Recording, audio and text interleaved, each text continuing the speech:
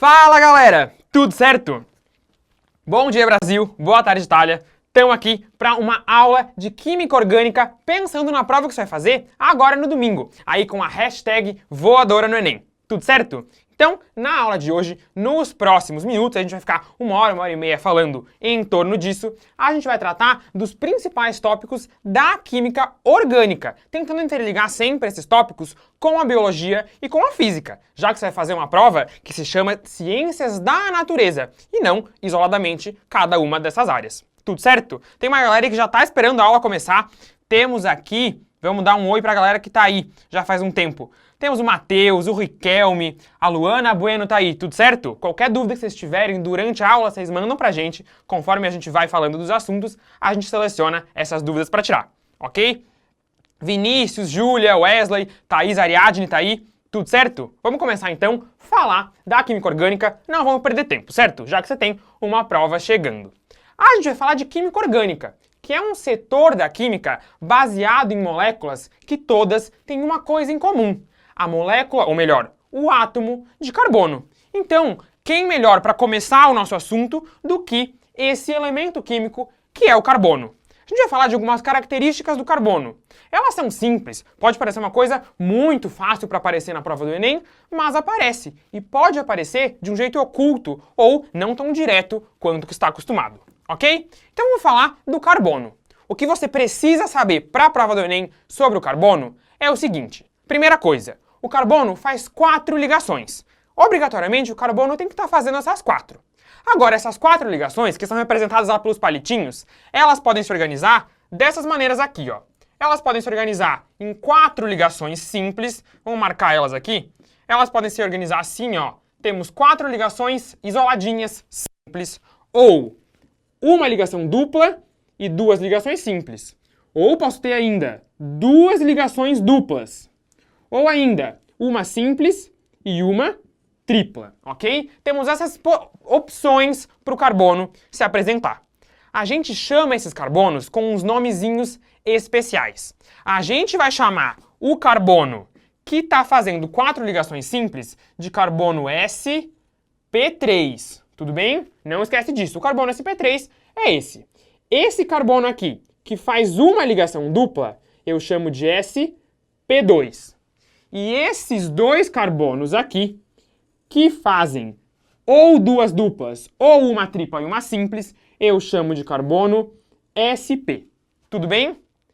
Tanto esse carbono aqui, que faz uma dupla, quanto esses aqui, a gente vai chamar de carbonos insaturados, porque eles possuem uma ligação dupla ou tripla, que a gente chama de insaturações. Então, olha só, tanto esse aqui quanto esse aqui, nós vamos chamar de carbonos insaturados. Enquanto esses aqui, a gente vai chamar de carbonos, qual que é o contrário? Saturados, ok? Uma revisão bem inicial de química orgânica, a gente já entra nas coisas mais interessantes, mas a gente parte da base. Tudo bem? Além disso, sobre esses carbonos, você precisa saber a geometria de cada um. Isso já junta lá com outra área da química, que é o estudo da geometria das moléculas. Quando você tem um átomo de carbono sp3, esse primeiro aqui, você tem que saber que o ângulo entre essas ligações é de Opa, escrevi um zero esquisito aqui. 109 graus, mais ou menos. Temos esse ângulo de uns 109 graus. Tudo bem? Se eu tiver o carbono que é sp2, o ângulo entre as ligações vai ser de 120 graus.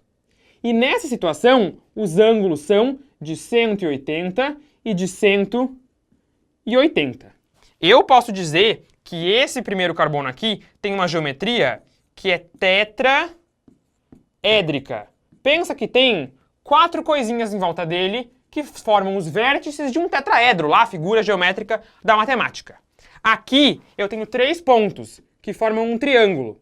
Portanto, o sp2 eu chamo de trigonal, e esse marca-texto aqui não vai aparecer. Eu chamo de trigonal plana. Enquanto esses aqui, que está 180 graus, né? É uma reta. A gente chama de carbonos lineares. Tudo bem? Temos aqui um resumo do que você precisa saber sobre o carbono. Lembrar que a ligação simples, ela se chama de ligação sigma. Então você pode falar que essa ligação simples aqui, ela é uma ligação sigma. A dupla é composta de uma sigma e de uma pi. E aqui, quando eu tenho tripla, é uma sigma, ou melhor, uma pi, outra sigma e outra pi. Tudo bem? Se você quiser printar isso junto com essas informações, é uma coletânea legal de informações aí sobre o carbono. Tudo bem? Se quiser pegar uns segundinhos para printar aí. Vamos continuar falando do carbono? Dá um passinho para trás só. Aí. Obrigado. Fechou? Vamos continuar. Essas são coisas bastante simples sobre o carbono. O Enem já perguntou coisas sobre isso, mas ele pode cobrar de uma maneira mais intuitiva, de uma maneira que explore as consequências dessas propriedades. Como nessa questão aqui. Ela está aí no material, você pode baixar os slides e tentar resolver essa questão. Vou comentar com vocês sobre como que isso pode ser quebrado. Uma questão original aqui, ela não apareceu na prova do Enem, mas ela tem o estilo da prova do Enem. Ele dá alguns compostos, dá esse composto aqui, esse aqui, esse aqui. Olha o nome deles. Um se chama prismano. Ele tem a forma de um sólido geométrico, a forma de um prisma. E não esquece que no mesmo dia da prova de Ciências da Natureza, ali as outras páginas são de matemática. Não tem um motivo para não aparecer. Claro, as provas são isoladas, mas ele pega uma molécula que tem uma forma geométrica e fala sobre essa molécula. A gente tem aqui uma outra que se chama cubano. Ela é um cubo de carbonos. Essa aqui se chama basquetano, ela é uma cestinha de carbonos. São sólidos geométricos cujos pontinhos, cujos vértices são átomos de carbono. Aí, esse enunciado fala assim, que essas moléculas, elas são muito instáveis. Inclusive, algumas podem ser convertidas em explosivos. Elas são tão instáveis que elas explodem.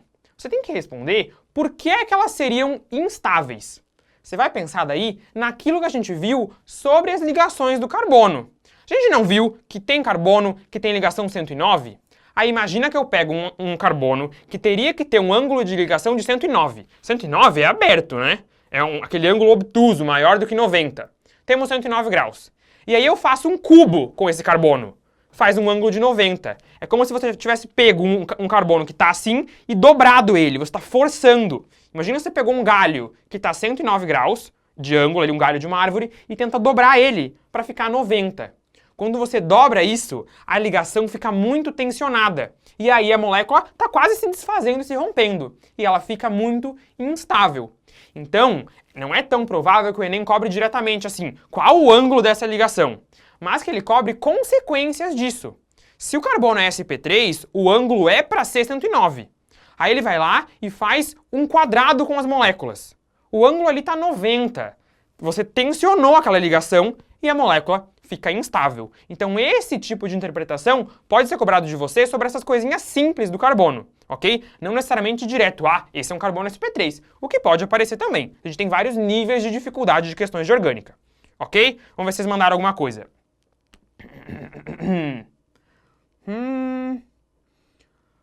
Galera, vocês estão pedindo pra gente falar de reação orgânica. A gente vai comentar do que fazer com reações orgânicas que você nunca viu na vida, o que é tendência no Enem, um pouco mais pro final. Tudo certo? Não vamos esquecer de fazer isso então. Se chegar no final, não tá dando tempo, eu mostro essa parte da reação orgânica, ok?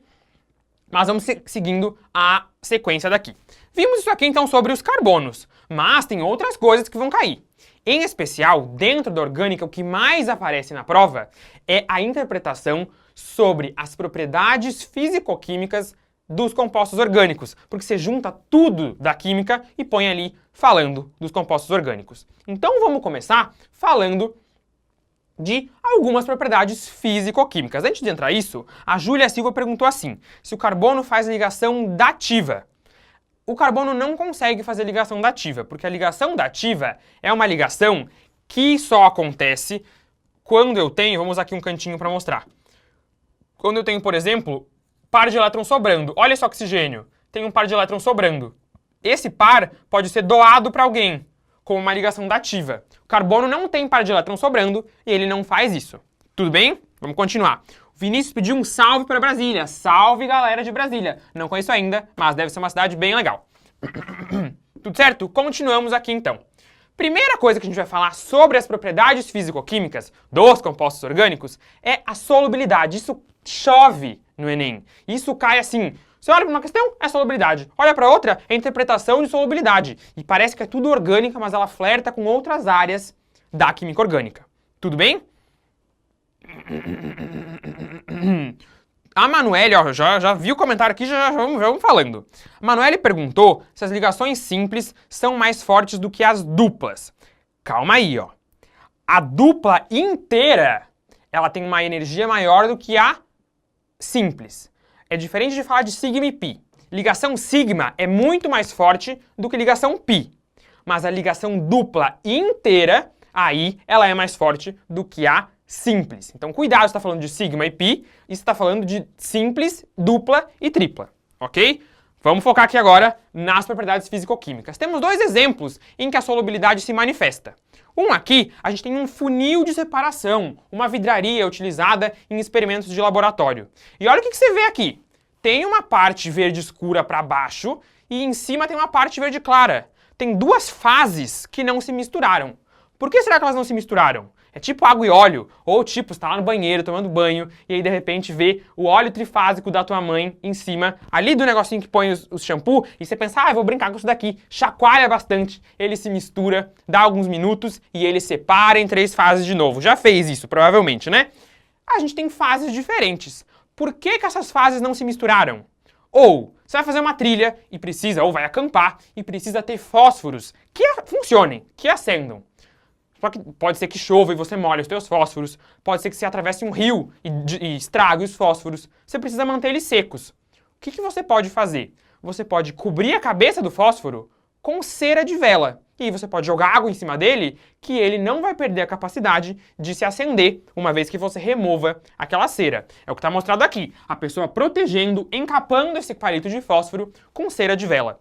Por que isso faz com que o fósforo não fique molhado? Ou por que é que aquelas fases não se misturaram? Isso tudo é explicado pela diferença de solubilidade de compostos. Como que eu posso pensar nisso? Vamos olhar para a molécula de água. A molécula de água, H2O, vocês conhecem. Ela tem esses átomos aqui. Temos um hidrogênio, um oxigênio. E você sabe que oxigênio e hidrogênio são átomos com eletronegatividades muito diferentes, certo? O oxigênio é super eletronegativo. Ele puxa os elétrons para si, de maneira que ele fica com carga negativa, enquanto aqui fica positivo no hidrogênio. Tá vendo essa coisa aqui colorida, essa bolota cheia de cores? Isso é o que a gente chama de mapa de potencial eletrostático. Isso dificilmente vai aparecer na prova do Enem, até porque ela não vem colorida, então isso aqui precisa ser colorido para você visualizar, ou com tons de preto e branco, mas é melhor colorido. Quanto mais vermelho um mapa desse tá, mais negativo. E é bem o que a gente espera. O oxigênio está com uma carga negativa. Aqui temos os hidrogênios e o oxigênio. Enquanto aqui no hidrogênio está azulado. Quanto mais azul, mais positivo. Estou mostrando isso porque a gente vai usar daqui a pouco, de novo, em moléculas grandonas, ok? A gente vê então que a eletronegatividade tem tudo a ver com a formação de polos de carga em uma molécula. Temos aqui, olha só, a gente tem a formação de um polo negativo e de polos positivos na molécula de água. A molécula de água, por ter polos, é uma molécula chamada de polar. Tudo bem? Tudo bem, Vitor, eu já sabia disso. Ok, vamos aplicar isso em alguma coisa. Por que será que quando eu jogo sal de cozinha na água, esse sal se dissolve? E quando eu coloco óleo dentro da água, ele não se mistura com a água. Isso tem a ver com o que a gente acabou de ver, com a polaridade da água. A solubilização do NaCl, do cloreto de sódio, que é o sal de cozinha, está intimamente relacionada com um fenômeno, um processo chamado de solvatação. Vamos ver o que é a solvatação, mas vocês mandaram um negocinho agora. Juliana perguntou que se a água e o óleo não se misturam, como é possível fazer uma emulsão com a margarina? Como a margarina? É que assim, ó, por exemplo, a maionese. A maionese é uma emulsão de água e óleo. Elas não se misturam. Aí você coloca um outro composto ali dentro que força a mistura a acontecer. Você forma aí, nesse caso da água com óleo, o que a gente chama de emulsão. Mas todos são coloides, em que você provoca uma mistura que não se formaria. No caso da maionese, por exemplo, você coloca o limão ou você coloca o vinagre, que força aquela mistura a acontecer, ok? Exatamente, era maionese a ideia, né? Mas, tudo bem. Vamos voltar aqui para a solvatação. Como que acontece esse processo de solubilização? Por que o NaCl, que é um sólido iônico, né? Quando eu coloco na água, ele se separa. Bom, quando eu coloco ele na água, ele vai se separar em um cátion, que é o cátion Na+, e em um ânion, que é o ânion Cl-. Você percebe que tem uma carga positiva aqui e uma carga negativa aqui. E não vamos esquecer que a água tem uma parte positiva e uma parte negativa. Sabe o que a água vai fazer? Ela vai fazer uma capa em volta desse cátion. E ela vai ficar bem assim, ó. Os átomos de oxigênio vão ficar olhando pro sódio. Olha os átomos de oxigênio. Eles estão aqui olhando pro sódio. Por que eles estão olhando pro sódio? Por que eles estão virados pro sódio? Porque eles são negativos, ora. Se esses átomos são negativinhos, eles ficam voltados para essa carga que é positiva. E aí se forma uma película de água em torno daquele cátion, ok? A mesma coisa vai acontecer para o cloro, para o íon cloreto, só que vai acontecer ao contrário. As nossas moléculas de água, elas vão ficar viradas assim, ó, com os átomos de hidrogênio para dentro, e elas vão encapar esse ânion cloreto. Por que o hidrogênio fica para dentro? Porque o hidrogênio está com carga positiva e ele fica virado para o cloro que está negativo ali, ok? Aqui também se formou uma película em torno do cloreto. A gente chama essa película, ou capa, ou camada, de película de solvatação. Aqueles ânions e cátions foram solvatados pela água. E por que é que isso aconteceu? Porque nós temos na água a existência de polos de carga que se sentem atraídos pelo ânion, pelo cátion e pelo ânion. Tudo bem? Nós temos aqui a atração de um íon, que é o cloro e o sódio, por uma molécula polar, por uma molécula que possui um dipolo. A gente tem a atração de um íon com um dipolo. É uma atração íon-dipolo. Tudo bem? Essa formação de película de solvatação explica a solubilização de compostos. A gente vai ver quando é que isso não acontece, ok? Ok, continuamos aqui. Isso sobre íon dipolo já apareceu no Enem. Aqui é uma questão muito rapidinha do Enem mais recente. Ele dá um composto iônico para você, que é o NH4Cl. Isso aqui é a junção desse cátion com esse ânion. Então temos aí um composto iônico. E ele pergunta, porque ele descreve no enunciado. Aí ele fala assim, por que é que esse sólido fica com moléculas de água grudadas nele? Ora, porque ele é formado por íons, eu tenho um íon positivo e um negativo, e a água em si, ela possui polos de carga. Ela é um dipolo. Opa, já botei aqui um mais. A água em si tem negativo e positivo. Então nós temos a interação de íons que estão no composto iônico com a água, que é uma molécula polar. Ela é um dipolo. Então você responde que é uma interação do tipo íons dipolo. Tudo bem? Ok, vamos continuar. Vimos isso, porque compostos iônicos se solubilizam. Mas cadê o composto orgânico? Vamos ver o composto orgânico. Olha só, e se o composto não for iônico? E se for uma molécula? Essa molécula poderia ser, por exemplo, a molécula de etanol. Perguntando aí, a questão contextualiza. Fala sobre a adulteração de combustível e inserção de água junto com o etanol. Temos uma molécula como o etanol. 2 carbonos e este é o H. Você sabe que o átomo de oxigênio é muito mais eletronegativo do que o carbono, do que o hidrogênio. Portanto, ele é quem fica com uma carga negativa aqui. Posso escrever assim, tá? E o resto da molécula fica com uma carga positiva. Temos, portanto, uma molécula que possui polos de carga. Um polo negativo, um polo positivo. Ela é um dipolo. Porque ela é polar e tem 2 polos. Ok?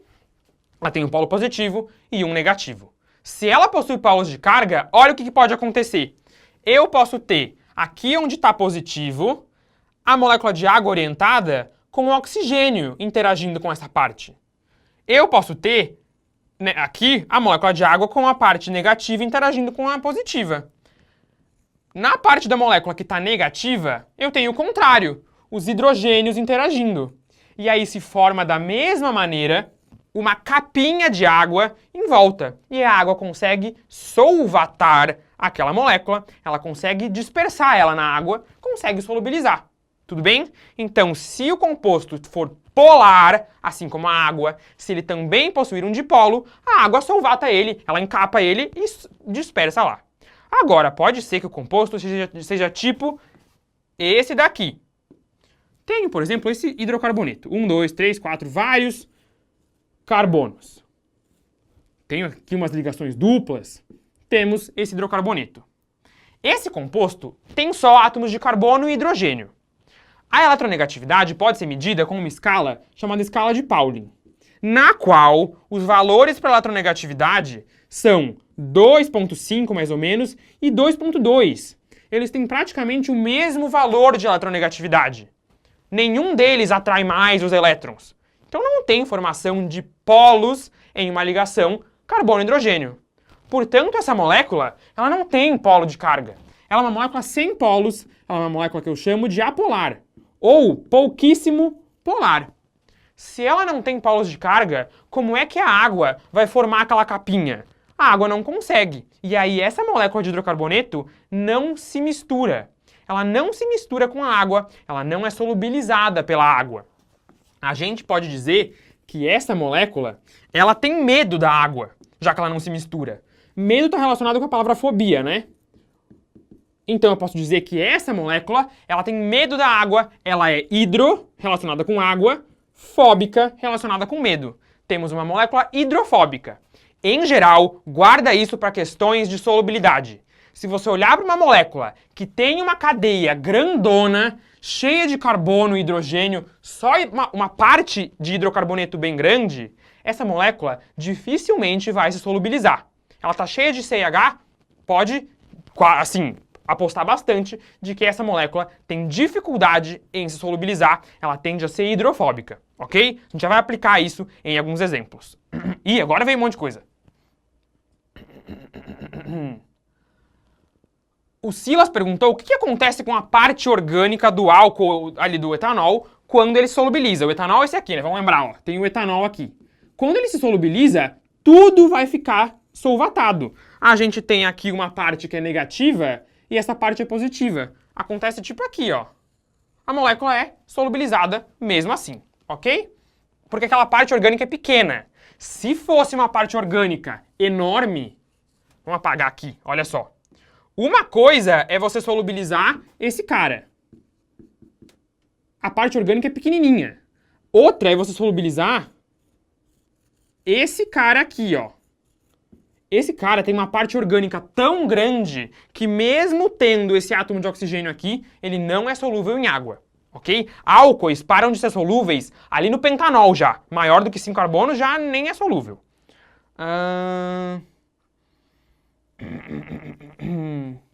Sávio, vou falar rapidinho a tua dúvida, ok? O Sávio perguntou assim, quando que uma molécula orgânica é planar? Caiu uma questão sobre isso no Enem faz uns 3 anos. Ela perguntava qual das moléculas era plana ou não era plana. Se a molécula tiver só carbono, que é sp2, sp, ela vai ser plana, ok? Se tiver um monte de carbono sp3, a molécula não é plana, beleza?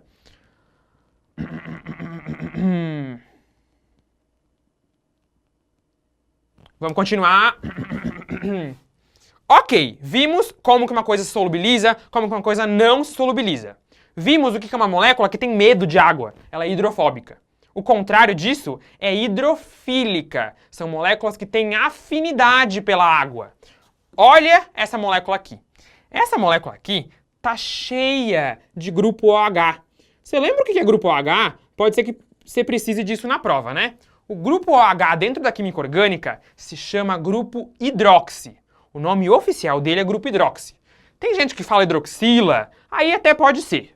Pode aceitar o hidroxila, mas se você quiser falar certo, ele é um grupo chamado de grupo hidroxi. Ok? Temos aqui um grupo hidroxi. Se eu tiver o meu grupo OH, o meu grupo hidroxi, ligado em um carbono, que é saturado. Lembra quem que é o saturado? É o sp3. Tem o OH no carbono saturado. Se isso acontecer, eu chamo esse grupo, ou essa função orgânica, de função álcool. Mas atenção, o carbono precisa ser saturado. Se não for saturado, não é álcool. Tem outras funções que vai ser ele. Por exemplo, se eu pegar um carbono assim, ó, eu pego um carbono que faz uma ligação dupla, uma simples, e aí se liga no OH. Esse OH está ligado em um carbono saturado? Não. Então ele não é álcool. Aqui a gente chama diferente. Aqui, quando é o OH no carbono que faz dupla, eu chamo ele de enol. Ok? E tem mais uma situação de OH no carbono. Qualquer situação em que você vir um anel aromático, por exemplo, pode ser 2 anéis aromáticos, tá? Mas tem que ser um anel aromático bonitinho assim, só carbono e hidrogênio. E aí, de repente, tem um OH ligado nele. Nessa situação em que eu tenho OH no anel aromático, eu chamo ele de fenol. Então não vai misturar os OH. OH tem que olhar para quem que é o carbono, para daí você decidir se é álcool, enol ou fenol. Tudo bem? Identificação de função é essencial, é básico para fazer a prova do Enem. Vamos continuar aqui. Temos aqui uma molécula cheia de OHs, hidroxilas. Elas estão ligadas em carbonos saturados, né? Olha só, 1, 2, 3, 4. 1, 2, 3, 4. É tudo álcool aqui. Temos um poliálcool. Essa molécula está cheia de grupos OH. Ela está cheia de grupinhos que têm oxigênios que são negativos. Ela está cheia de polos negativos e tem um monte de carbono positivo. Além disso, ela consegue interagir com a água por meio de uma interação especial que nós chamamos de ligação de hidrogênio, antigamente chamada de ponte de hidrogênio. O que acontece? Esse oxigênio está negativo. O hidrogênio está positivo. O hidrogênio também está positivo, porque ele perdeu os elétrons. O oxigênio atraiu tudo. Ok? Ok. Dessa maneira, se a água chega aqui perto, a água faz isso aqui, ó. A água que é negativinha aqui, ela interage com esse hidrogênio. Ela se sente atraída por ele, porque eles têm cargas opostas. Esse oxigênio, ele vai se sentir atraído por um hidrogênio da água. E aí, por causa disso, as moléculas de água circundam essa molécula, fazem uma capinha. E por isso essa molécula, ela adora a água. Ela se enche de moléculas de água em volta. Ela tem afinidade por água e a gente chama ela de hidrofílica.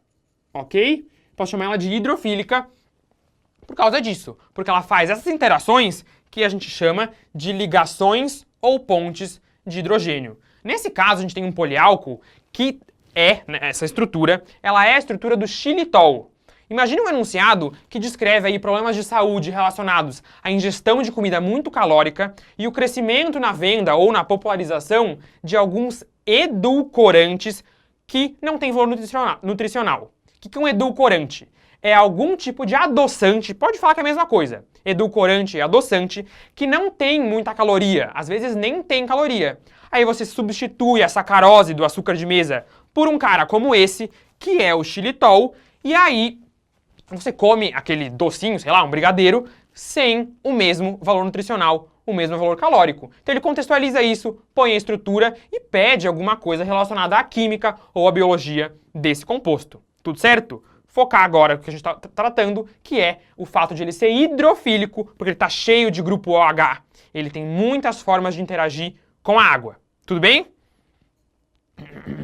Daqui a pouco tem uma molécula cheia de ligações duplas, e aí eu cito a isomeria trans, ok? Temos o xilitol. Agora olha essa outra molécula.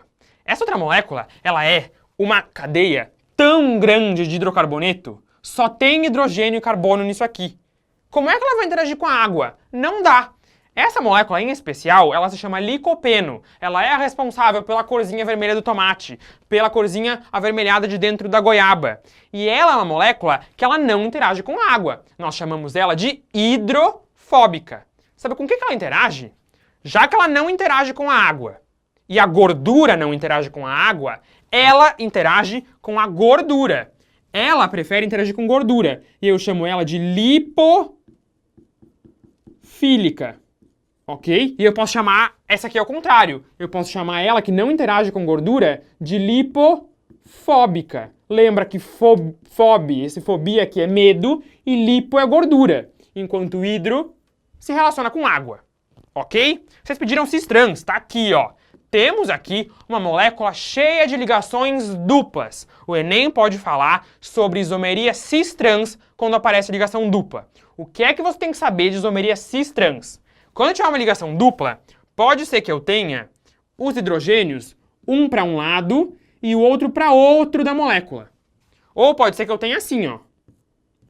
Um hidrogênio para um lado e o hidrogênio para o outro. Aqui um CH3 e aqui um CH3. Estou escrevendo em cima dos tomates, ok?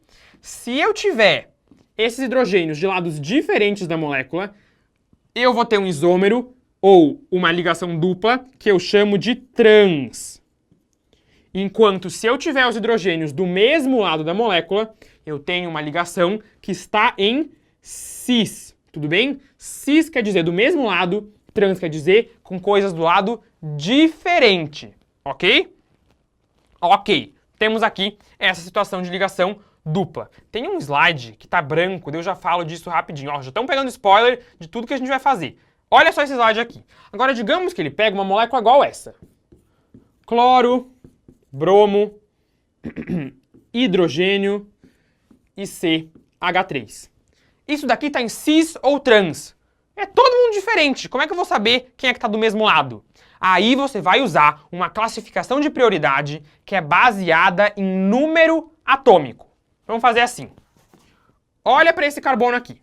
Ele está ligado em um carbono que tem número atômico 6. Ele está ligado em um bromo, a gente não sei de cabeça o do bromo, mas é um monte, é tipo, sei lá, 50 e poucos. O do bromo é bastante. Vou botar aqui que é 50 e alguma coisa, mas não sei quanto que é. É grande. Quem é que ganhou? O bromo tem mais. Então o bromo ganhou essa batalha com o carbono. Ok? Ok. Agora deixa eu olhar para esse outro carbono. Ele está ligado em um cloro e ele está ligado em um hidrogênio. Qual que é o número atômico do hidrogênio? 1. É o menor do mundo. O cloro tem o quê? Tem aí uns 18, 17. 17 de número atômico. Quem que é o maior? O maior é o cloro. Então o cloro ganhou essa batalha com o hidrogênio. Ok, você fez essa classificação. Agora, os que ganharam estão do mesmo lado ou estão de lados opostos? Eles estão opostos. Como eles estão opostos, eu chamo isso daqui de trans, ou tem uma outra letrinha para classificar isso.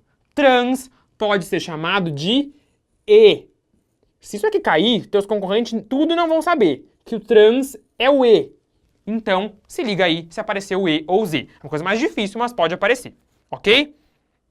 Vocês conferiram aí? O bromo é 35, não é 57, mas ele ainda ganha do cara que está aqui em cima. Ok? Era bastante. Tudo bem com esse? Agora imagina que aparece uma molécula assim, ó. Temos C dupla C. Aí temos um hidrogênio, um cloro e um bromo. Tem como isso aqui ter isomeria cis-trans? Não! Porque esse carbono está ligado em duas coisas iguais. Eu não posso ter duas coisas iguais no mesmo carbono. Aí não tem isomeria geométrica. Não tem isomeria cis-trans. Ok? Beleza com essa? Se cair, vocês vão detonar nela e vão acertar. Vamos voltar lá para a solubilização. Hoje a gente está assim, ó, ritmo frenético de revisar orgânica, mas com coisas muito legais. Tudo bem, vimos aqui essa molécula que tem medo de água, ela não se mistura. Agora, olha para essas moléculas aqui. Vamos encerrar essa parte. A prova é de ciências da natureza. Como ela é de ciências da natureza, essas coisas vão aparecer interligadas com biologia, por exemplo. E você lembra de ouvir as palavras lipossolúvel e hidrossolúvel na biologia? Pensa aí, você lembra? Tô bebendo um gole de água. Você já viu isso, né? Quando você fala de vitaminas. Nós temos as vitaminas lipossolúveis e as hidrossolúveis. E aqui estão exemplos. Nós temos aqui a vitamina, uma vitamina que é hidrossolúvel e uma vitamina que é lipossolúvel. Como é que você faria para identificar isso só na estrutura? Isso já caiu no Enem. Identificar vitamina, se é lipo ou hidro, só pela estrutura. Olha essa primeira. Essa primeira, ela tá lotada de OH. OH, OH, OH, O. Ela tem um monte de sítios, um monte de lugares, um monte de locais para interagir com a água. Ela consegue fazer ponte de hidrogênio por aqui, por aqui, por aqui, por aqui. Ela faz ponte de hidrogênio, ela tá cheia de oxigênio. Agora olha essa outra aqui. Ela até tem OH. Ela até tem um oxigênio ali. Até tem, é pouquinho, mas tem. Só que olha a parte de hidrocarboneto dela. Olha o tamanho da cadeia hidrocarbônica. Olha essa cadeia hidrocarbônica, ela é enorme. Isso daqui não vai conseguir se solubilizar em água. Por isso que essa vitamina aqui, ela é lipossolúvel, enquanto essa daqui é hidrossolúvel. Tudo bem? Aqui a gente tem os mapas de potencial para mostrar isso. Olha essa daqui, ela está cheia de regiões polarizadas, com carga. Enquanto essa daqui, ela não tem polo nenhum. Ela está praticamente inteira verde. Ela tem meio que a mesma distribuição de elétrons. Uma se solubiliza em água, outra não. O Enem já pediu isso, de você olhar as estruturas e falar qual que é qual. Então ele pode pedir isso de novo, mas de um jeito um pouco mais enfeitadinho. Uma contextualização legal para isso é quando a gente fala do leite desnatado ou leite integral, que aí tem a nata, ou a gordura do leite, ok? Ah, ó, Bruno falou um negócio legal. O trans você pode pensar como o E. Se for cis, você pensa na letra Z, ok? Trans, letra E, cis, letra Z, beleza? Guarda aí o cis, letra Z, que isso pode ser útil. Duas perguntas aqui sobre carbono quiral e isomeria óptica. A gente já faz um comentário sobre quiralidade e isomeria óptica, ok? Mas vamos fechar aqui. Se a gente estiver falando de leite integral, ele vai introduzir essa parte de polaridade a partir de uma discussão de tirar a gordura ou não do leite. O leite é um alimento que é bastante nutritivo, tem várias vitaminas, ele tem cálcio, tem proteína, tem gordura. Se eu bebo leite integral, eu bebo quase tudo que vem de bom com ele. O que vier de ruim também, mas ele está meio que intacto quanto a esses nutrientes. Agora, eu vou fazer um processo de remoção da nata do leite. É o que a gente chama de desnate, para fazer o leite desnatado. Fiz o leite desnatado e removi a gordura dele. Se eu removi a gordura do leite, eu removi tudo que está na gordura. Eu removi tudo que é solúvel em gordura. Eu removi tudo que é lipossolúvel. Então, se eu bebia um leite integral, é o leite com a gordura. Se eu bebia um leite integral, acordava lá de manhã, sei lá, e bebia um leite, ele vinha com as vitaminas que eram lipossolúveis, porque aquele leite tinha gordura. Ia ter vitamina A, ia ter vitamina E.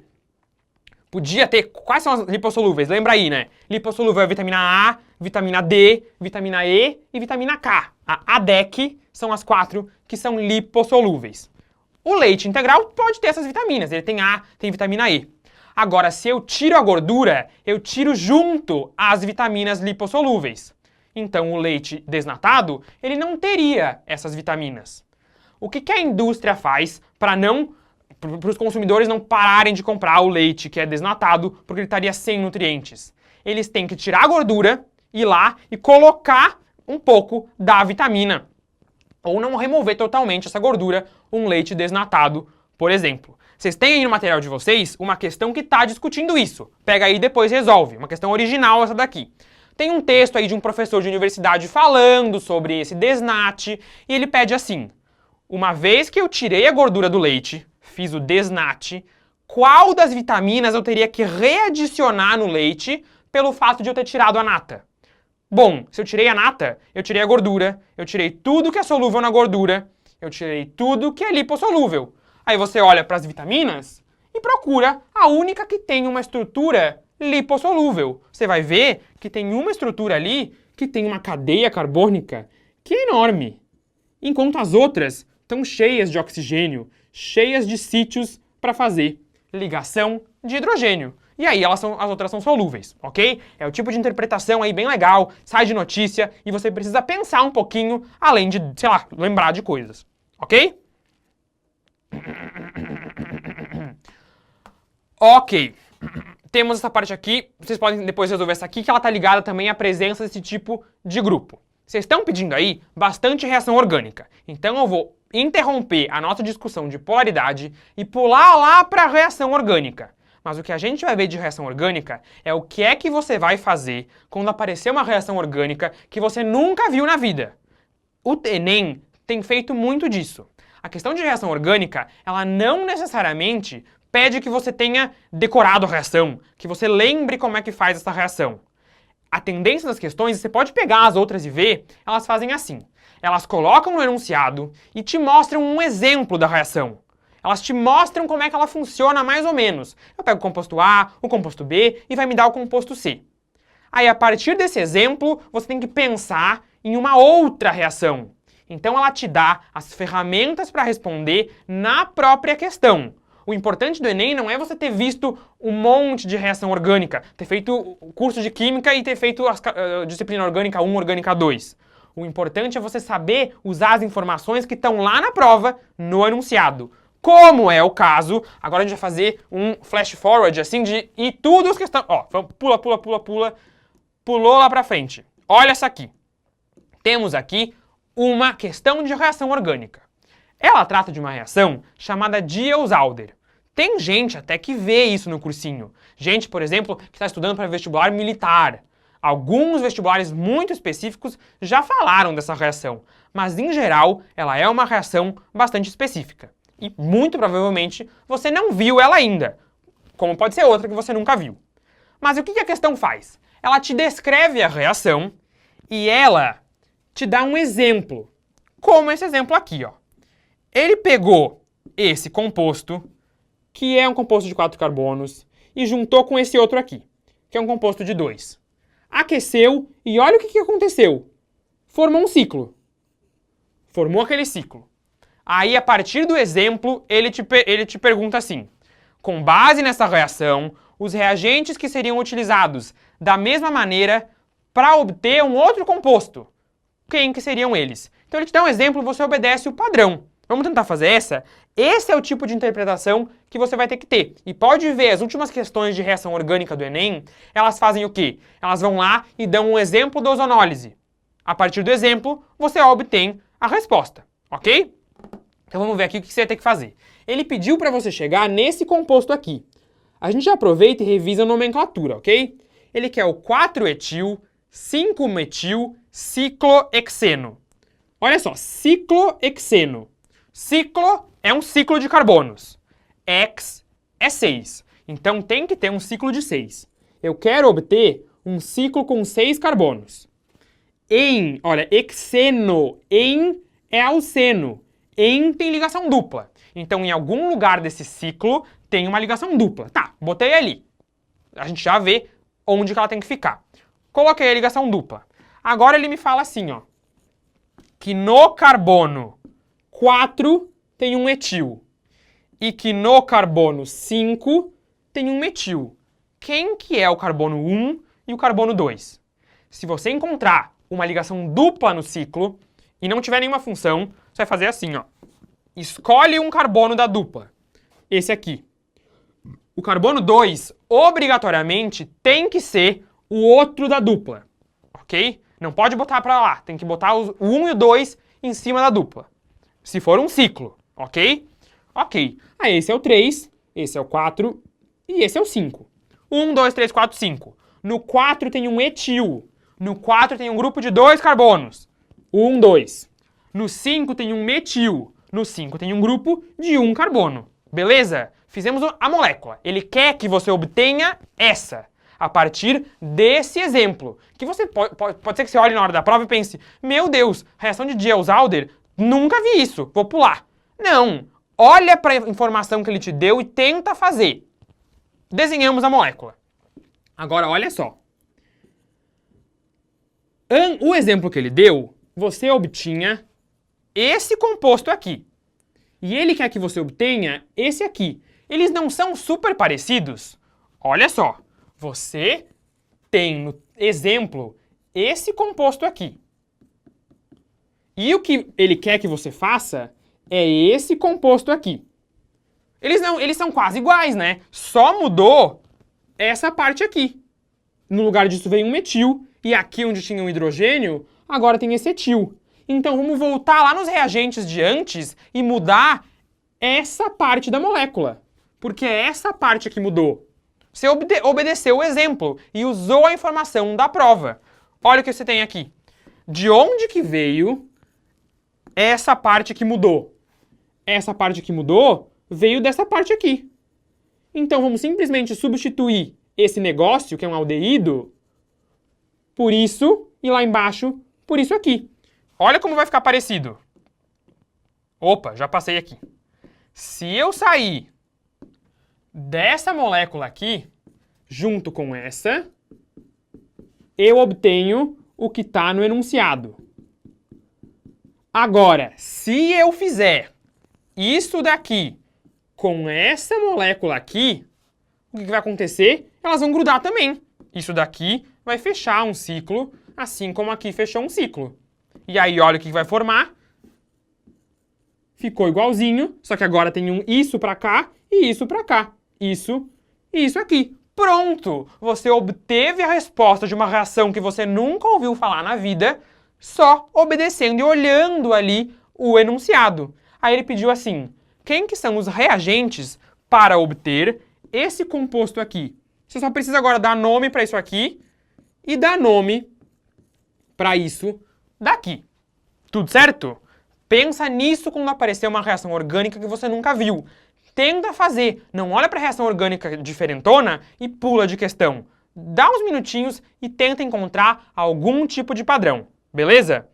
Tem alguma reação específica que vocês querem? Se tiver alguma, tipo assim, Vitor, eu nunca entendo a reação de oxidação de álcool secundário. Manda aí que a gente faz ela, ok? Vou voltar lá para nossa sequência. Mas aqui, para finalizar, você só tem que dar nome. Tem 1, 2, 3, 4 carbonos, né? Se tem 4 carbonos nesse composto assim, você vai dar o quê? But, que é 4. Tem 2 ligações duplas. É o butadieno, ok? Só que essas duplas estão na posição do carbono 1 e do carbono 3. Então é o 1,3-butadieno, ok? Aquele outro era assim. 1, 2, 3, 4, 5. É o pente, que é 5. Tem uma dupla, pentene.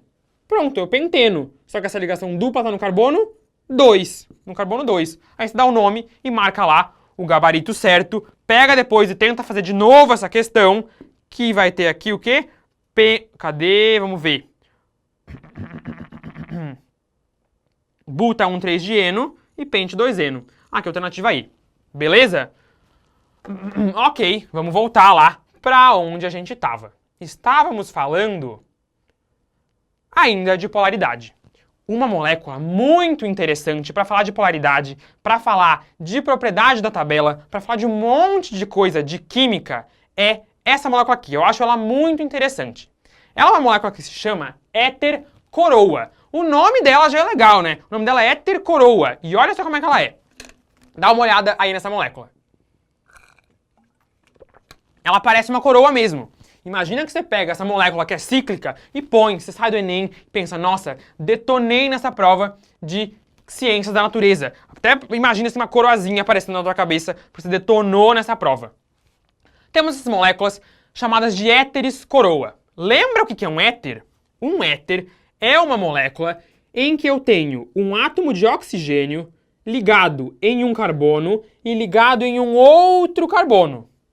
Se eu tiver um oxigênio ligado a 2 carbonos, com as mãozinhas dele assim para os carbonos, eu tenho uma molécula chamada de éter. E isso tem aqui, né? Olha só. Oxigênio, carbono, carbono. Todos esses aqui são éteres. Eles são éteres cíclicos. Você pode até precisar de alguma classificação de cadeia carbônica, né? Vamos classificar essas cadeias? Olha essas cadeias aqui. Essa daqui é uma cadeia que está aqui. Ela é uma cadeia que é cíclica. Ela é uma cadeia que é heterogênea. Por que ela é heterogênea, Vitor? Ela é heterogênea porque ela tem átomos diferentes de carbono e hidrogênio no meio dela. Tem esse oxigênio. Então você tem uma cadeia que é heterogênea. Ela é alifática. Olha isso daqui. Alifática. Já escrevi errado. Ela é uma cadeia alifática. Ih, ficou esquisito. Alifática. O termo alifática quer dizer não aromática. Tem um monte de professor, um monte de gente que fala que alifática quer dizer aberta, alifática quer dizer não sei o quê. Entra lá no site da IUPAC, você pode até confirmar. Alifática quer dizer não aromática. Essa cadeia é aromática? Não. Pronto, ela é alifática, ok? Como ela é alifática e cíclica, eu posso juntar isso e chamar ela de alifática e cíclica. Eu chamo ela de alicíclica. Tudo bem? Classificamos a cadeia. Além disso, ela não tem nenhuma ligação dupla, né? Eu posso chamar ela, portanto, de saturada, porque dentro dela não existe ligação dupla. Só um exemplinho aí se você precisar de classificação de cadeia carbônica. Tá, vocês falaram... O Léo pediu oxidação branda e a Rebeca pediu ozonólise. A gente já fala delas rapidinho, mas vamos terminar esse pensamento dos éteres coroa. A gente tem ainda mais um tempo legal, ok? Temos aí... E dá pra falar desses assuntos. Essa molécula aqui é um éter coroa. Você percebe que, como ele é um éter, ele tem alguns átomos, que são oxigênio, que atraem os elétrons. Realmente, aqui nós temos mapas de potencial eletrostático. E quanto mais vermelho, mais negativo ele tá. Você vê que a carga negativa está aqui no meio. É como se ele fosse um donut e a parte de dentro fosse negativa. Ele é uma coroazinha e, e pode encaixar alguma coisa nele. Olha só, aqui temos éteres de diferentes tamanhos. Conforme aumenta o ciclo, o buraquinho no meio aumenta. E aí você pode encaixar coisas nesse buraquinho. Você pode encaixar moléculas ali. Essa é a utilidade dos éteres coroa. E se aparecer uma questão discutindo isso, ela pode ser difícil, então fica atento. Olha como é que o éter coroa é utilizado. Aqui nós temos um cátion de sódio. Ele é positivo. E o cátion sódio pode encaixar dentro do éter coroa. Por que ele se encaixa dentro do éter coroa? Esses caras aqui são negativos. O sódio é positivo. A questão pode falar sobre interação aí, íon-dipolo. Ou ele pode falar de um conceito físico-químico que é o conceito ácido-base de Lewis. Fica atento para isso. É um dos conceitos ácido-base que as pessoas mais têm dificuldade. Isso quer dizer que as pessoas vão errar a questão de ácido de Lewis e aí, se você acerta, o teu TRI, claro que se você fizer tudo bonitinho, né, vai ser beneficiado porque você tem uma questão difícil. Como que acontece a interação desse cara com esse daqui? Nós temos um átomo de oxigênio com par de elétrons livre. E esse par de elétrons vai ser doado para o sódio, porque o sódio está deficiente em elétrons, ele é um cátion. Olha só aqui, aquela representação do produto. Nós tínhamos par, par, par, par e par. Agora o par foi usado para se ligar com o sódio. É uma atração ali que está usando esses pares de elétrons. O conceito ácido-base de Lewis fala que a espécie que está doando o par de elétrons, ela é a base. E a espécie que está recebendo o par de elétrons, ele é o ácido. Então, além disso aqui poder ser abordado em uma questão de orgânica, pode aparecer juntando com teoria ácido-base, perguntando quem que é o ácido de Lewis e quem que é a base de Lewis. Fica atento a isso, ok? Ok, temos aqui uma reação ácido-base de Lewis. Ele pode usar o éter coroa para perguntar sobre propriedade da tabela, mas de um jeito mais legal, não ficar decorando aquela setinha de o que vai para qual lado. Ele pode te perguntar, ele dá uma tabela de cátions, com o tamanho, com o raio iônico. E ele pergunta qual que seria melhor para caber em um certo éter. Porque pelo que você vê aqui, os éteres, eles têm tamanhos de cavidade específicos. Essa aqui é bem pequenininha, essa daqui é maior, essa daqui é maior ainda. Ok? Aí eu falo que assim, aqui dentro cabe um átomo de potássio. Será que aqui vai caber um átomo de césio? Para isso, você vai ter que olhar na tabela, ou ele pode te fornecer um meio de saber isso, né? Só que o césio está lá embaixo. O césio é um átomo enorme. O césio é um elefante. Ele não vai caber e o césio é maior do que o potássio. Como é que ele vai caber num buraquinho menor? Não dá. Ele pode fazer uma discussão desse tipo. Seria muito interessante e ia estar cobrando propriedade da tabela. Raio iônico, raio atômico. Tudo bem? Fica atento a esse tipo de coisa também. Eduardo Ribeiro perguntou assim, se ele fosse um ânion, ele não entraria no éter coroa? Ele até pode entrar, tem alguns éteres coroa que são usados para ânion. Apesar de ser negativo, ele consegue se encaixar e ele é elevado também. Mas a tendência é que seja uma coisa positiva, ok? Pela diferença de carga. O éter coroa tem ainda um uso relacionado... Esse aqui é um exemplo que seria assim, aparece a cara de questão e de enunciado do Enem. Ele fala lá um negócio que você começa a ler e pensa, é uma questão de biologia, uma questão de bactéria. Porque ele fala de um certo antibiótico que é utilizado para matar micro-organismos. Mas aí de repente aparece a molécula e ele pergunta alguma coisa sobre a química disso. Aqui a gente tem um éter que parece muito um éter coroa. Olha só. Temos aqui as cadeias, a cadeia carbônica e tal, e tem esses átomos aqui, esse aqui não. Mas tem aqui uns éteres no meio, ó, éter. Você tem uma cavidade que olha um grande ciclo com um monte de átomo de oxigênio. Então aqui dentro dá para encaixar átomos, como um átomo de potássio. Esse é um antibiótico chamado nonactina que funciona assim. Então ele pode te descrever o funcionamento e perguntar alguma coisa relacionada à biologia, relacionada à química. O que esse antibiótico faz? Ele captura átomos de potássio. O tamanho desses buraquinhos é específico para o potássio entrar. Os outros átomos são muito pequenos e passam, ou são uns elefantes e nem encaixam ali. Então ele rouba os átomos de potássio. E você sabe lá da biologia que as células, pode ser célula de uma bactéria, elas têm, ou as células humanas aí, elas têm um balanço entre sódio e potássio, dentro e fora da célula. Esse antibiótico vai lá e começa a roubar os átomos de potássio. E ele bagunça o gradiente de potássio. Ele bagunça essas concentrações, acarretando a morte celular e a morte desses micro-organismos. Então aí você tem uma molécula que funciona como antibiótico e ela tem ligações com muitos conceitos químicos. Conceito de raio atômico, conceito de raio iônico, conceito, olha só, de polaridade. Como é que eu vou relacionar isso com polaridade? Bom, você sabe, vocês estão mandando uns negócios aqui, deixa eu ver. Guto mandou um negócio legal, já vou comentar do que ele falou. Vocês sabem que a membrana plasmática das células, ela é formada de lipídio. O lipídio é uma gordura. O lipídio é apolar. Ele não se mistura com a água.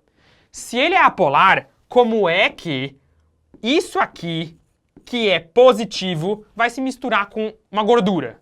Não dá. É por isso que ânions, cátions, essas coisas aí, não passam na membrana através da membrana. Eles precisam passar por aqueles canaizinhos. Tem aí algum tipo de proteína que permite a passagem. Uns buraquinhos na membrana. Ok? Ok. Agora, ele precisaria passar, então, por alguma coisa que controla essa passagem. Onde é que entra o antibiótico? O antibiótico é apolar por fora. Porque ele tem essas partes aqui de hidrocarboneto para fora. Então, a parte de fora dele é toda apolar. E dentro dele tem essa cavidade com os oxigênios. É tipo aqui, ó. Olha só, a parte de fora é apolar. Então esse negócio é solúvel em gordura. Só que aqui dentro ele consegue hospedar quem? Ele consegue hospedar coisas carregadas. Ele consegue hospedar um sódio, por exemplo. Então o que é que esse antibiótico faz? Ele entra lá na célula, rouba os átomos de potássio e sai bonitinho, porque ele consegue passar pela membrana, já que ele por fora é apolar e a membrana é apolar também. São discussões muito interessantes que juntam os conteúdos. E é isso que você tem que saber fazer na prova. Encarar as ciências da natureza como ciências da natureza, e não a caixinha da biologia, a caixinha da física, porque as questões são uma caixa só. Ok? O Guto Mendes falou assim: o magnésio na clorofila seria algo parecido com o éter coroa? Sim, na clorofila, vou usar aqui no meu slide de novo, vocês estão mandando umas dúvidas maravilhosas hoje, continuem, dá até uma emoção assim. Vamos chegar lá no final, olha só. A clorofila, a hemoglobina, elas têm um pedacinho delas, é um anel que a gente chama de anel porfírico, que tem assim uma cadeia grandona, mas tem uns átomos de nitrogênio.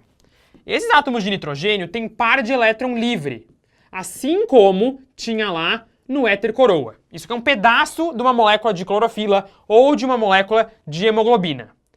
tem aqueles átomos livres, aqueles par de elétrons livres ali, né? Isso aqui cai mesmo, isso aqui já caiu em segunda fase de FPR, isso aqui cai nos vestibulares, porque é ácido-base de Lewis.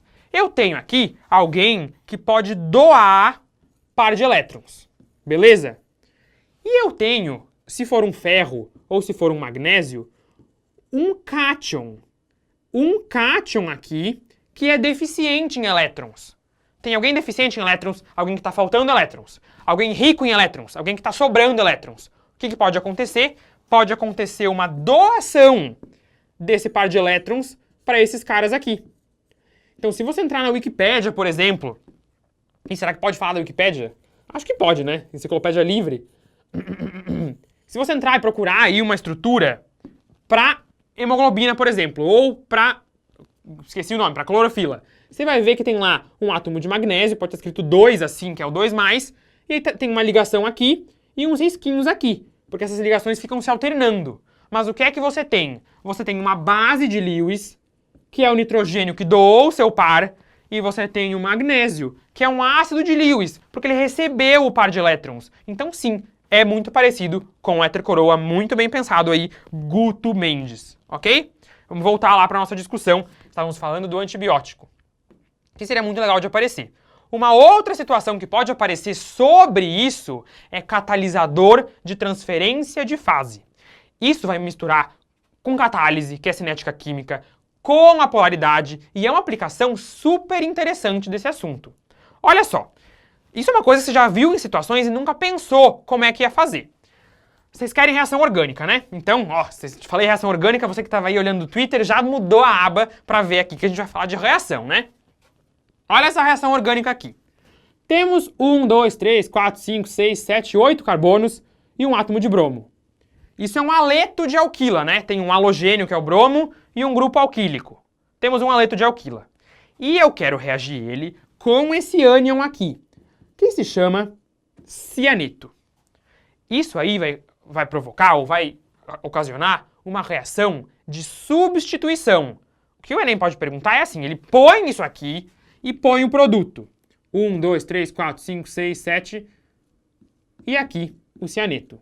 O que aconteceu? Tá bem evidente, né? Tá bem evidente que esse cara foi substituído por esse. Então você classifica a reação como substituição. Isso é simples, né? Ok, é um tipo de reação orgânica, as reações de substituição. Agora, o que é que ele pode perguntar sobre isso além da reação? É uma coisa bastante interessante sobre polaridade ou solubilização. Olha para esses compostos. Vou olhar para os reagentes, tá? A gente tem um reagente ali que tem uma cadeia carbônica que é de 6 carbonos, ó. 1, 2, 3, 4, 5, 6, 7. 7 carbonos. Uma cadeia grandona. Essa cadeia, ela é muito grande e os aletos de alquila, em geral, não são solúveis. Pega aí, tipo assim, bromo-propano, bromo-butano. Essas coisas não são solúveis. Isso daqui não é solúvel. Ele é vou colocar assim, hidrofóbico. Ele é solúvel em solventes orgânicos. Ele é solúvel em solventes que são apolares. A gente fala que o solvente orgânico seria mais apolar, então eu vou escrever assim, que isso daqui é solúvel na fase orgânica, ok? Vamos usar uma linguagem diferente. Isso daqui é solúvel na fase orgânica. Quer dizer que ele é lipossolúvel. Enquanto esse cara aqui, ele é um ânion, ele é carregado. Ele não é solúvel em gordura, ele é solúvel em água. Eu vou dizer que ele é solúvel na fase aquosa. Meu Deus! Então como que eu vou fazer reagir o cara que é solúvel na gordura com o cara que é solúvel na água? Eles são solúveis em solventes diferentes. Como é que eu vou juntar um com o outro? Como que eu vou fazer isso? Eu preciso de alguém que carregue um deles nas costas. Por exemplo, eu preciso de alguém que vá lá na fase aquosa, pegue o cianeto nas costas e leve lá na fase orgânica. Quando chegar na fase orgânica, aí eles conseguem reagir. A gente vai precisar usar uma coisa chamada... Eu olhei aqui para dúvida, já perdi meu raciocínio. A gente vai precisar de uma coisa chamada de catalisador de transferência de fase. É uma molécula que vai transferir um cara de uma fase para outra fase. permitindo a solubilização de um na outra. A Melissa acabou de perguntar assim, se o éter coroa é um composto anfifílico. Sim, e esse aqui que eu vou mostrar também é anfifílico. O que quer dizer anfifílico? Vamos ver, olha só. Eu quero uma molécula que seja capaz de entrar na fase orgânica, então ela tem que ser apolar em alguma parte. E que seja capaz de ir na fase orgânica também. Ela tem que ir nos dois. Ela tem que ter uma parte polar, ela tem que ter uma parte apolar. Ela tem que ter alguma parte que consiga interagir com isso aqui para pegar ele e levar lá na fase orgânica.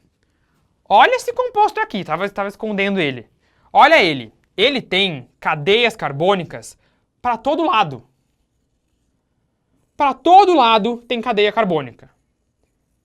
Imagina que é um átomo de nitrogênio com 4 braços, é uma aranha de nitrogênio. Esses braços aí da aranha nitrogênio, eles são apolares. Então ela tem uma facilidade muito grande para se solubilizar em gordura, em uma fase orgânica. Só que ela também tem um átomo de nitrogênio positivo. Isso daqui faz com que ela também consiga entrar na água, interação íon-dipolo. Além de ela entrar na água, ela vai conseguir arrastar com ela o cianeto. Por que ela vai arrastar o cianeto? Porque essa aranha nitrogênio, esse nitrogênio, ele é positivo e vai arrastar o negativo com ele.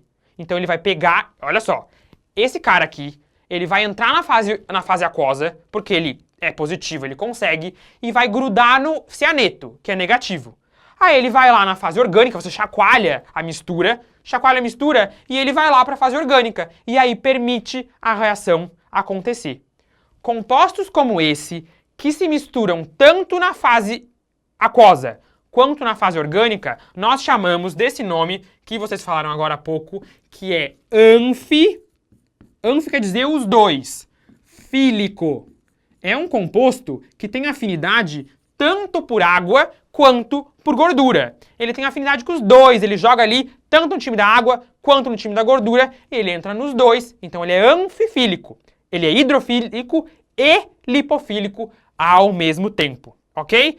Essa é uma molécula que permite a ocorrência de uma reação como essa daqui. Ela deixa a reação mais rápida, a gente chama ela de catalisador de transferência de fase.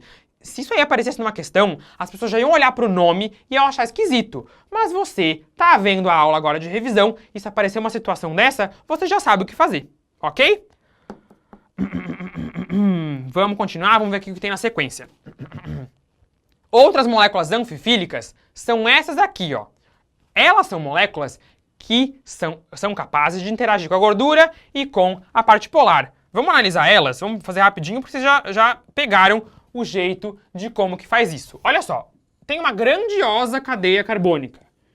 Uma grandiosa cadeia apolar, interage com a gordura.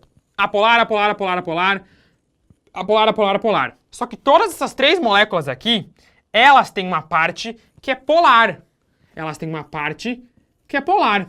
Você lembra? Esse desenho aqui já parece o que você viu lá na primeira aula de bioquímica. É uma molécula que tem uma cauda apolar e uma cabeça polar. Ela interage, então, com essas duas. Esse tipo de molécula é capaz de remover sujeira. Elas são moléculas do que a gente chama de sabão. Elas são moléculas de detergente, elas são moléculas de surfactante, elas são moléculas de tensoativos. Essas palavrinhas, elas têm particularidades, mas todas elas têm uma semelhança. O sabão, o detergente, o tensoativo e o surfactante, todos eles têm uma parte polar e uma apolar, e muitos deles são utilizados para limpeza das coisas. Como que a limpeza funciona? Isso pode aparecer na prova, é um assunto super interessante também.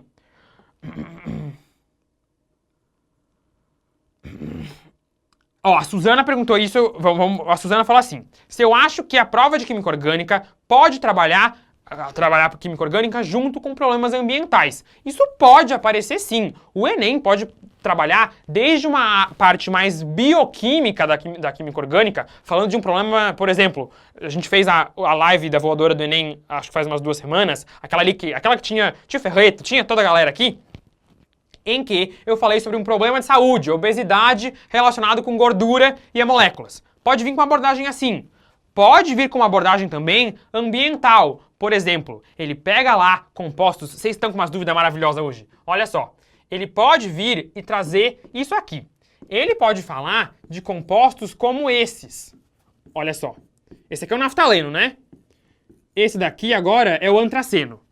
Esses compostos são chamados de hidrocarbonetos, claro, policíclicos, 1, 2, 3 ciclos, aromáticos, porque são aromáticos.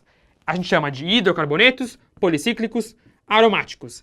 Esse tipo de composto, ele é produzido, por exemplo, quando você queima as coisas. Queimar madeira, por exemplo. Queimar carvão vegetal, queimar uma matéria orgânica vai liberar isso. Isso é um composto que causa câncer, é um composto que pode ser bioacumulativo, porque você já sacou muito bem que isso aqui também é lipofílico, né? Isso aqui é lipofílico e ele pode se acumular em tecidos de gordura, lá no tecido adiposo, e ele pode causar câncer. Então, é o tipo de coisa que pode aparecer de um ponto de vista ambiental. Ou falando assim, de agrotóxicos. Agrotóxicos muitas vezes são compostos orgânicos. E ele liga com alguma coisa, por exemplo, você botou agrotóxico na plantação, aí matou todos ali os consumidores primários que estavam atacando aquela... O consumidor primário é o que come a planta, né?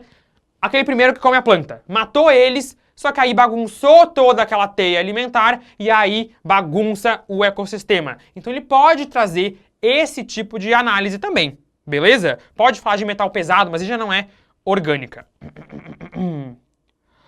Stephanie, você perguntou assim, se as moléculas anfifílicas são produzidas de forma artificial somente. Não! Olha só, na tua membrana plasmática, não é só na tua, é na minha também, é na de todo mundo, a gente tem compostos que a gente chama de fosfolipídios.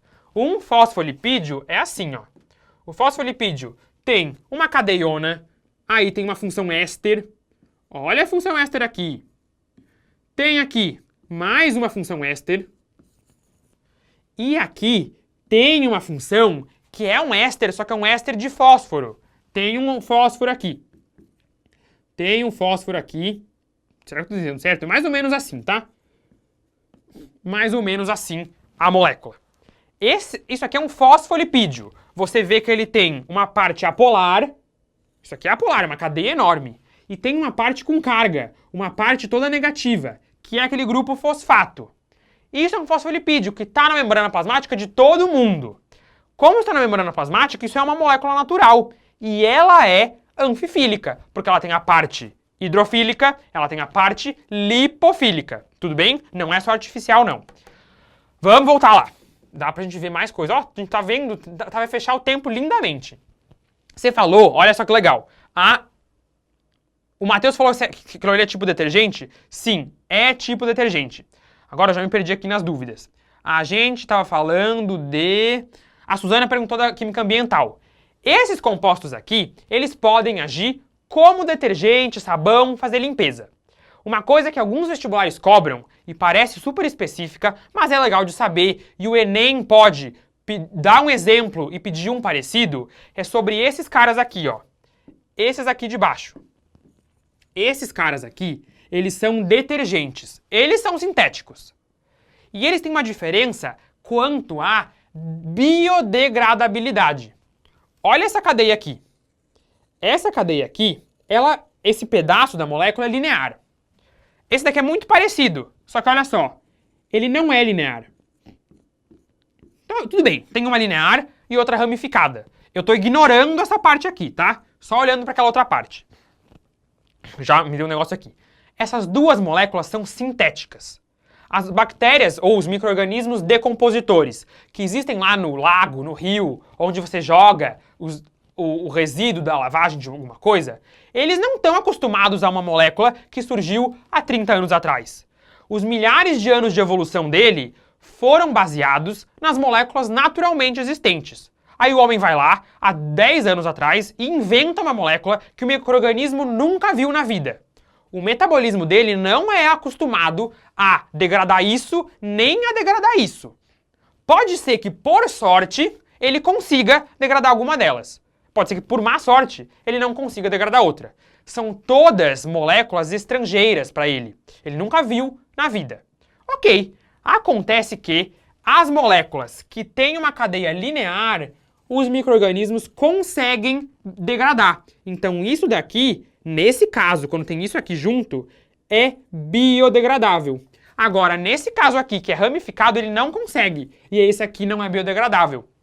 Então uma questão pode falar de orgânica, mas falando de uma coisa ambiental. Você joga um sabão lá na água que não é biodegradável e isso vai ter danos, vai ter problemas para o ecossistema que está com uma molécula aí que é estrangeira a ele.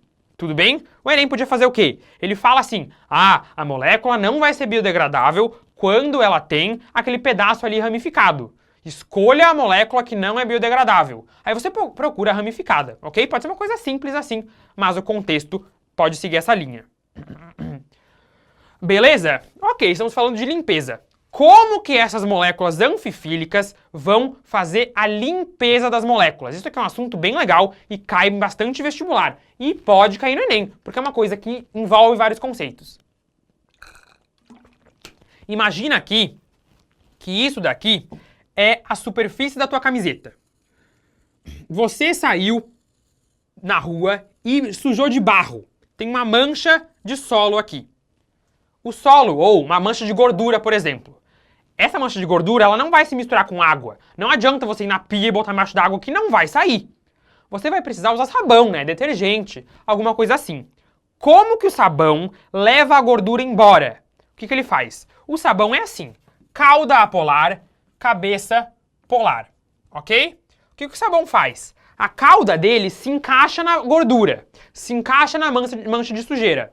Como é o que a gente tem aqui, ó. Tá encaixadinho na mancha.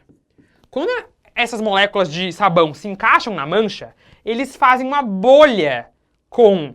Uma bolha, a melhor palavra não é bolha, uma esfera em que a mancha de sujeira, aquela molécula de sujeira tá ali dentro, e aí essas cadeias do sabão estão tudo espetadas aqui. Você vê que a cauda, que é a parte apolar, é a parte que interage com a sujeira. E a cabeça, que é a parte polar, ela fica para fora. Ela fica interagindo com a água. Fica tipo um éter coroa, só que nesse caso a parte de fora é hidrofílica e a parte de dentro é lipofílica.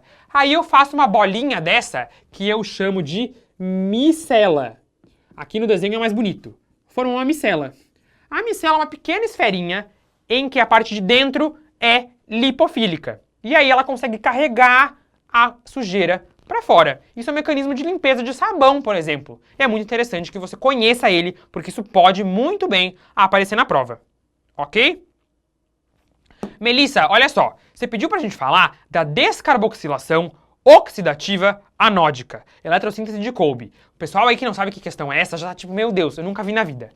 Esse é um tipo de questão e é o exemplo que eu dei para aquela outra. Ninguém estudou essa reação. Se você digitar isso aí no Google, não aparece quase nenhum. Não aparece quase nenhum, mas aparece pouco resultado. Porque é uma reação que ninguém estudou mesmo para a prova. A intenção do Enem não é que você tenha estudado isso. A intenção do Enem é que você olhe para o exemplo que ele dá no enunciado e tente, a partir desse exemplo, criar um padrão. Então não é uma questão de saber, de decorar, de lembrar da reação. É uma questão de obediência de padrão. Isso é muito provável no Enem, como eu falei naquela outra. Ok?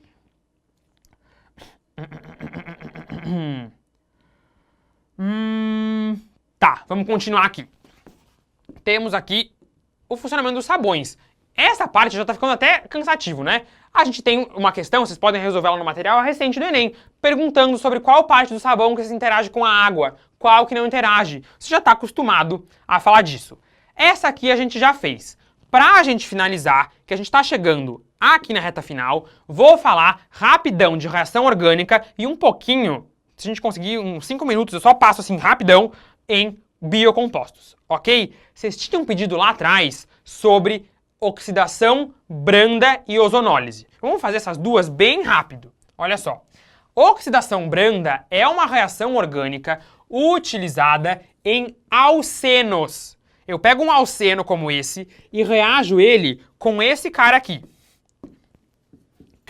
KMnO4. O permanganato de potássio. Ele é um agente oxidante. Eu preciso ter duas condições especiais para fazer oxidação branda. Isso é uma oxidação que eu chamo de branda. eu preciso ter base, o meio é básico, e precisa estar frio. Se eu mudar alguma dessas, a reação vai acontecer diferente. O produto dessa reação vai ser o seguinte. Opa, aqui. Mantém a cadeia carbônica. Aí a ligação dupla vai ser cortada e vai entrar no lugar dela um OH, outro OH. O Enem não tem muita cara, claro que ele pode fazer isso, a gente não prevê futuro, de perguntar uma coisa decoreba assim. O que ele pode fazer é te ensinar a fazer essa reação e perguntar alguma coisa mais experimental sobre isso, quem sabe, uma consequência dessa reação. Como é que ela funciona? Esse cara aqui, ele é roxo, ele é rosinha, ele é um composto lindo quando ele está em solução. Isso aqui tem um tom arroxeado. Se eu pego isso daqui, que é roxo, pego um tubo de ensaio com ele dentro e pingo isso aqui, ou ao contrário, tem um tubo de ensaio cheio de permanganato de potássio, que é o KMnO4, e pingo um alceno ali dentro. A reação vai acontecer. Esse cara aqui, ele vai ser consumido. Ele vai ser consumido, ok? Se ele vai ser consumido, o roxo vai começar a desaparecer. A solução vai perder sua cor. Ela vai perder sua cor e, além disso, vai produzir óxido de manganês, que é marrom. Então, se eu fizer essa reação e eu verificar que a solução perdeu a cor, que começou a ficar marrom ali no meio, quer dizer que eu realmente tinha um alceno ali no reagente. A reação aconteceu, ok? Isso é um teste chamado teste de Bayer. Esse é o teste de Bayer, ok? Como que isso pode ser usado? É muito interessante. Isso aqui é um teste de laboratório que você faz rapidinho. Você tem assim, ó. Ó uma questão contextualizada. Uma laboratorista tinha um frasco que estava escrito C4H8 e ela tinha um outro frasco que estava escrito C4H8. Ela não sabe qual que é qual, mas ela sabe que um é esse cara e ela sabe que outro é esse cara. Eles são isômeros. Eles são isômeros de cadeia. Uma cadeia aberta, outra cadeia fechada. Uma cadeia insaturada, outra cadeia saturada. São isômeros de cadeia, a cadeia mudou de um para outro. Só que ela não sabe qual frasco é qual. O que ela faz? Ela faz o teste de Bayer. O teste de Bayer vai funcionar em alceno. Em alceno ele funciona. Ela pinga o negócio roxo e vê que a cor some. Agora, no ciclano, no cicloalcano, a reação não acontece, porque ele não tem ligação dupla para aquela reação acontecer, para entrar os OH. Aí a reação não acontece. Então essa reação de oxidação branda, ela é legal para diferenciar um alceno, para o qual o teste de Bayer é positivo, de um cicloalcano, para o qual esse teste é negativo. Ok? Ai, Melissa, ótima dúvida, eu ia comentar disso mesmo. Um monte de gente, um monte de professor, um monte de livro, sei lá, um monte de lugar, fala que é assim. Eu tenho composto A, eu tenho composto B, e o que está em cima é o catalisador. Não é que é o catalisador. Pode ser o catalisador. Eu posso colocar um monte de coisa em cima da flecha. Por exemplo, nessa reação aqui, ó. A gente tá acabando o tempo, vamos fazer uma votação aí nos comentários. Vocês preferem que a gente continue falando de reação orgânica ou que eu mostre uns biocompostos? Aí a gente não estoura o tempo e consegue detalhar mais um ou outro. Manda aí uns votos, aí vocês vão dizer o que vocês preferem, ok?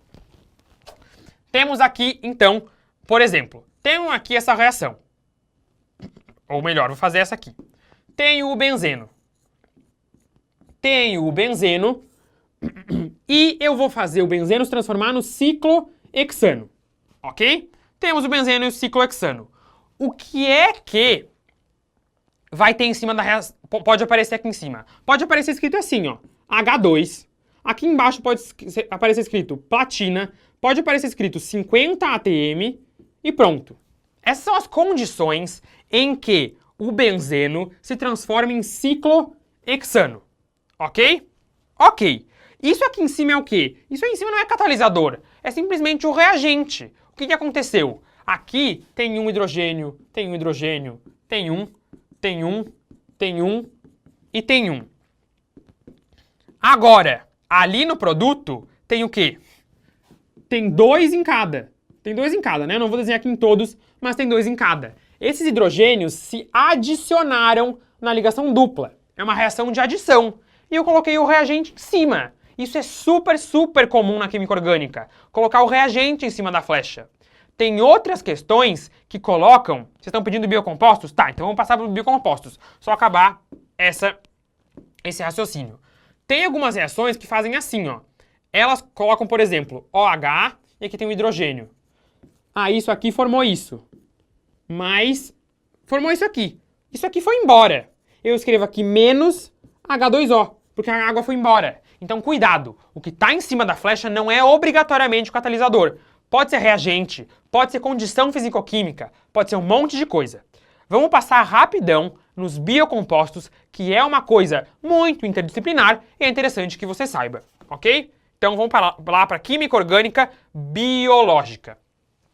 Primeiros biocompostos que eu trouxe para a gente ver são os monossacarídeos. Você já viu isso lá na bioquímica, que tem os monossacarídeos que se juntam, formam um disacarídeo, forma lá o polissacarídeo, forma lá o carboidrato, aí você tem celulose, amido. Você conhece as questões biológicas disso, né?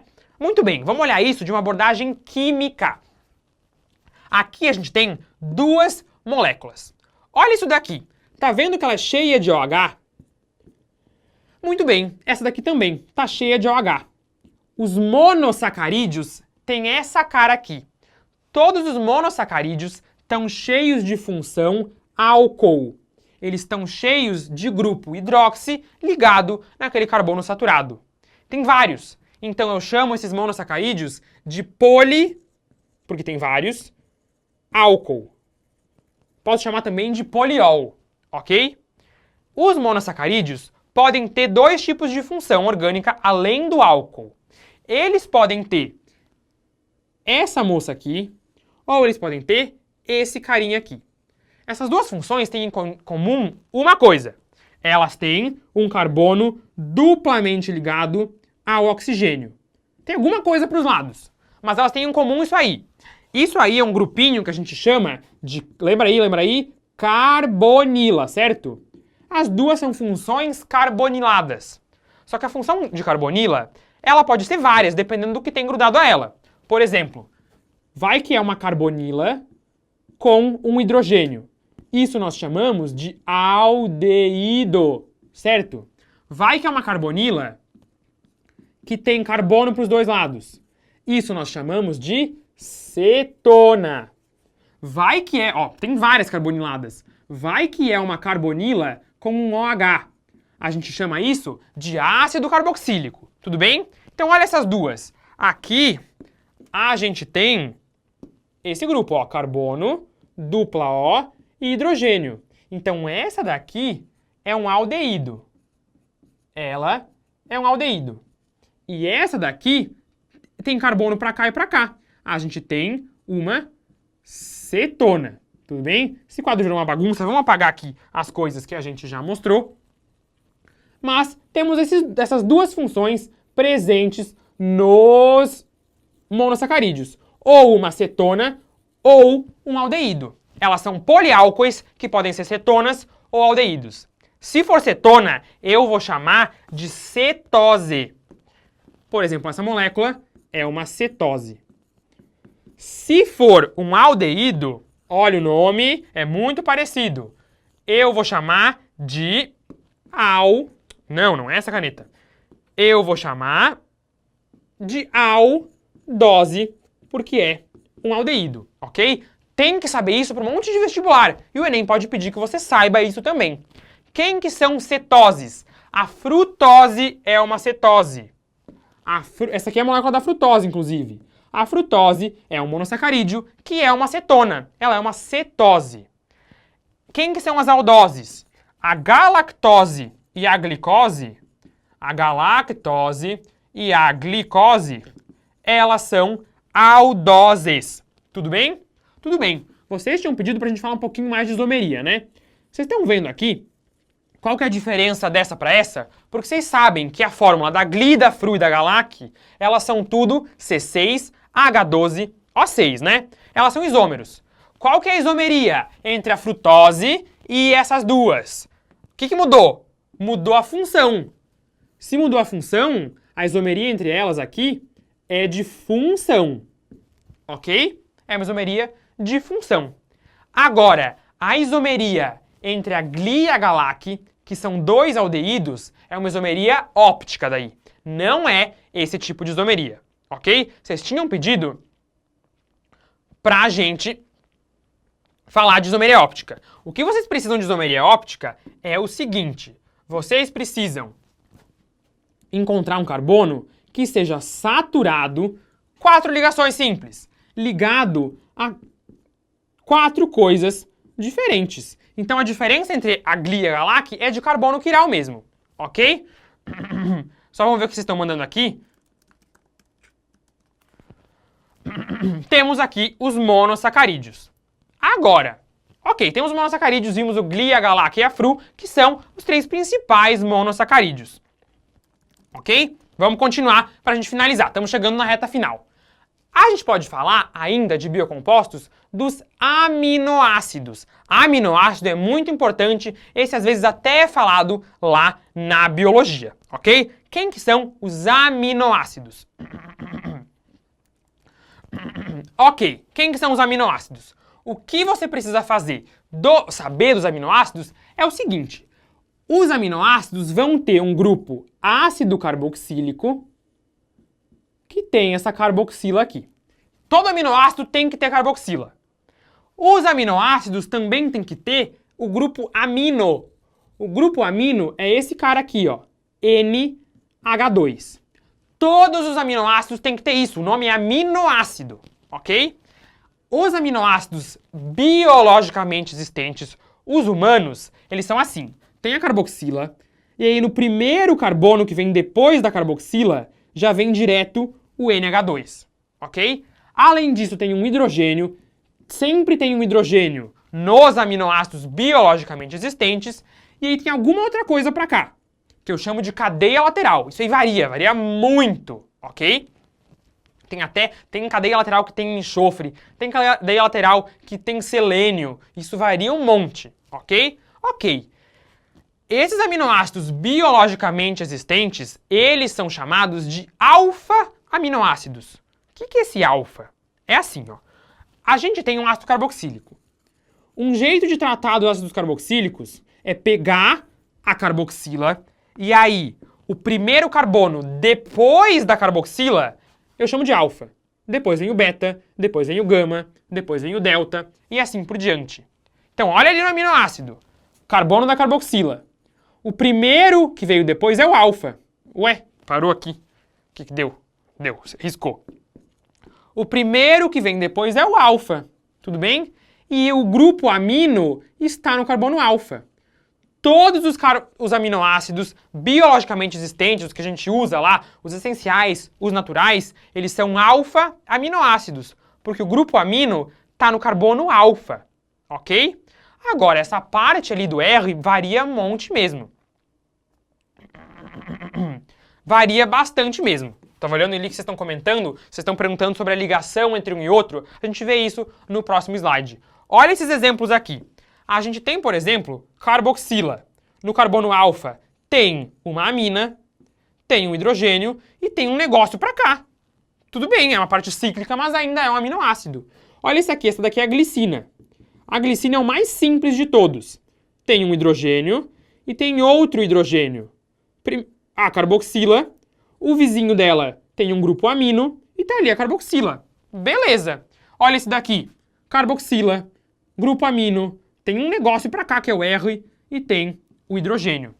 Ele pode trazer isomeria óptica quando ele fala de aminoácidos. Ele pode perguntar qual desses três não é opticamente ativo. Vamos ver quem é que tem carbono quiral? Olha só, você tem que fazer rápido o carbono quiral. Carbono quiral tem que ser sp3, porque ele tem que ter 4 ligações. Então você tem que descartar todo mundo que não é sp3, quando está procurando pelo quiral. Olha só, sp2 vai fora. sp2 vai fora. Não quero, não quero, não, não.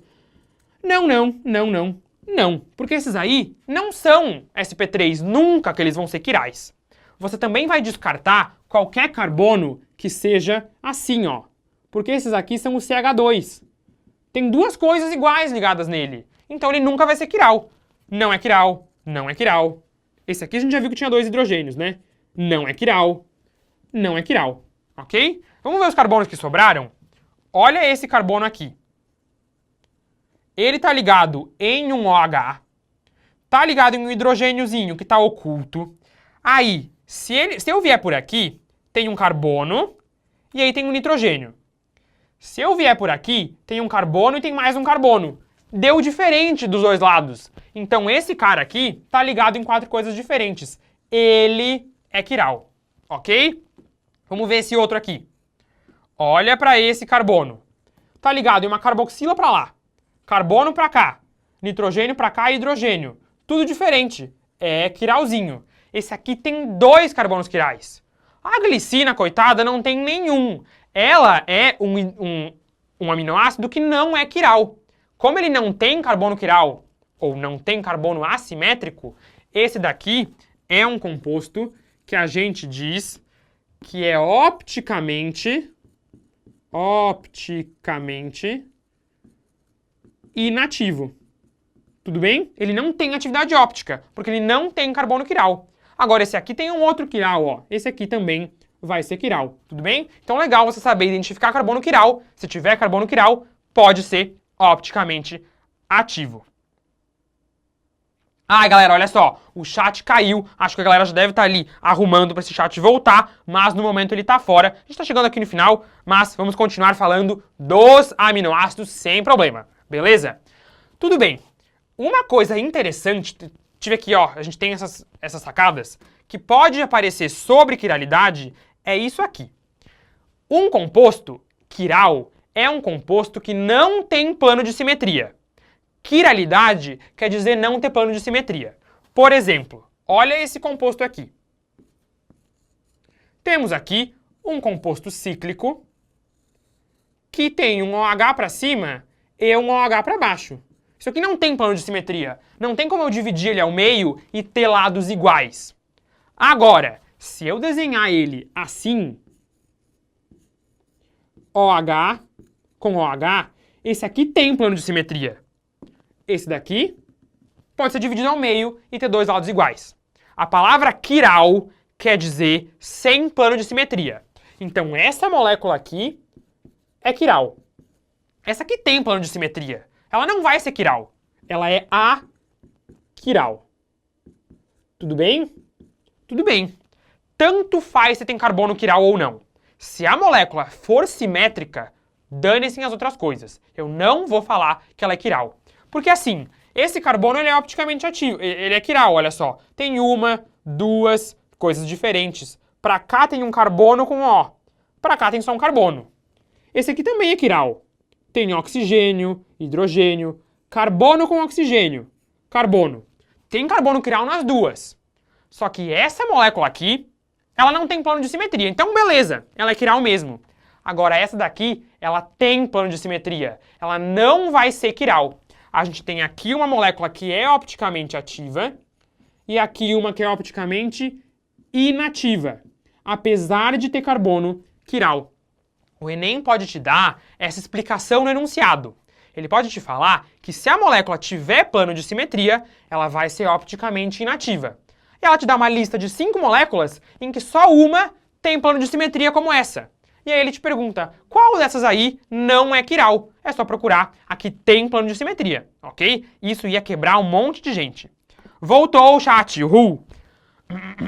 Gustavo perguntou se o carbono quiral tem que ter 4 ligantes diferentes. Sim, Gustavo, mas olha só. Olha só isso daqui. Olha esse carbono. Ele está ligado em um CH3, em um CH2CH3, em um OCH3 e em um OH. Esse cara é quiral, o carbono do meio. Olha o que tem ligado nele. CH3, CH2CH3, CH3O e OH. As 3 coisas inteiras são diferentes. As 4 coisas inteiras, elas são diferentes. Você não vai olhar para o átomo que está ligado. Você tem que olhar para o grupo inteiro, ok? Aí ele vai ter 4 coisas diferentes ligadas nele, ok? Esther falou assim, todo composto que possui carbono quiral vai ser opticamente ativo? Não! É o exemplo que eu dei antes. Pode ser que você tenha um composto assim. Olha só. esse composto tem carbono quiral. Por que que ele tem quiral? Olha esse carbono. Oxigênio, tem isso aqui para baixo, hidrogênio para cima, aqui tem um CH2, aqui tem um carbono com oxigênio. São 4 coisas diferentes. Só que quiral quer dizer sem plano de simetria. Esse cara aqui tem plano de simetria. Os dois lados são iguais. Como os dois lados são iguais, esse composto aqui, ele é aquiral e, consequentemente, ele é opticamente inativo. Isso aqui é uma coisa super específica, tá? Se aparecesse, isso é uma questão bem difícil, ok? Vamos... Natália, você perguntou um negócio assim, se toda molécula quiral tem que ter carbono quiral. A resposta é não. Na natureza, existem compostos que são quirais sem ter carbono quiral. É um tipo de isomeria óptica bem específica, é mais difícil de cair, pode aparecer, mas não é obrigatório não, tá? Tem outras moléculas quirais sem carbono quiral, ok? Mas isso é mais assim, existe. Tem sempre uma exceção para as coisas, né? Vamos finalizar nossa discussão de aminoácidos? Olha esses 2 aminoácidos aqui, aí a gente chega aqui e termina os aminoácidos falando da ligação peptídica. Olha só, escolhi um aminoácido chamado cisteína. Temos aqui a cisteína. Eu escolhi ela em especial porque ela é um aminoácido que tem esse grupo aqui, ó. É um grupo com enxofre. Você vai ler em alguma prova que fala que as proteínas têm átomo de enxofre e vai pensar, claro que não, nada a ver. Claro que sim, as proteínas têm o aminoácido cisteína. A cisteína tem enxofre, então as proteínas também têm enxofre. Uma certa porcentagem, mas elas têm.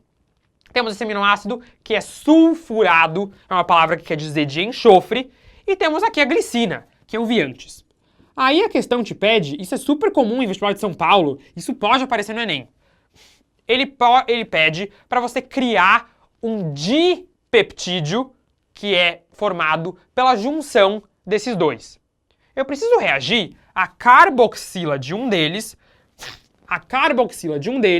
com a amina do outro. Olha o que vai ser formado.